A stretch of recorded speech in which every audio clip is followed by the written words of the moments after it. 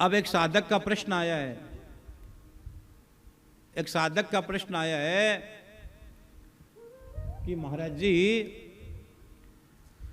आप जब गया जी में जा रहे हो, गया जी में जो कथा हो रही है, इसके विषय में हम हर साल सुनते हैं और हम हर साल पोथी भी करवाते हैं, हर साल हम अनुष्ठान का भाव भी लेते हैं, लेकिन श्राद्ध पक्ष में पितृपक्ष आता है, क्या मातृपक्ष भी कभी आता है? इसको क्या बोलते हो श्राद्ध पक्ष को? बोलो ना। इसको पितृपक्ष बोलते हैं। इसको क्या बोलते हैं? इसको पितृपक्ष बोलते हैं। और जो चैत्र के अंदर जो समय आता है उसको मातृपक्ष बोलते हैं। क्या बोलते हैं? जोर से बोलो। उस समय मातृपक्ष होता है और ये पितृपक्ष होता है। जब चैत्र नवरात्र आती है, जब चैत्र नवरात्र आती है और उसके बाद का जो भाव है वो कौन सा है? वो मातृपक्ष का भाव प्रकट होता है। वो इधर पितृपक्ष के बाद क्या आता है? आश्विन में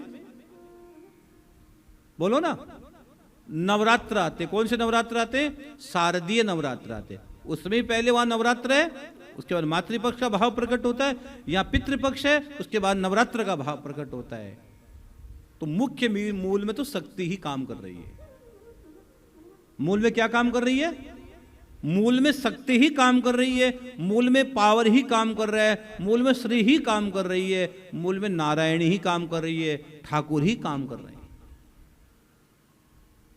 इसलिए शक्ति जब होगी आप में, सुन लो, तभी आप जीवन के हर काम कर पाओगे, नहीं तो निढाल हो जाओगे।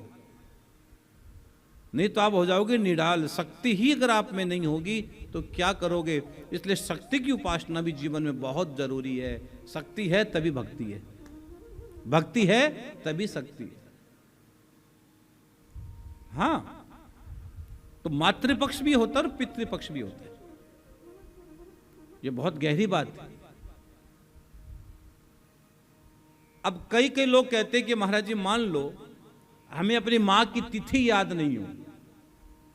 सुन लो भाई रे, एक साधक ने प्रश्न भेजा कि मेरी मां की, महाराज जी मुझे मेरी दादी की तिथि याद नहीं, मेरी परदादी की तिथि याद नहीं है और मैं श्राद्ध करना चाहूं तो कौन सी तिथि को करूं? मैं भूल गया हूं और मुझे श्राद्ध करना है तो कौन सी तिथि को मैं श्राद्ध करूं? एक साधक ने बहुत प्यारा प्रश्न भेजा है, तो मैं आपको उत्तर दे रहा हूं। देखो, अमावस्या के दिन तो मैं यहां की कह रहा हूं, घर की बात है। गया जी में तो हर दिन का भाव है, वहां तिथियां का भाव अलग होता है, क्योंकि आप तो वहां बहुत लंबी लिस्ट लेके आओगे, कितने कितनी पीढ़ियों की लिस्ट लेकर आ जाओगे।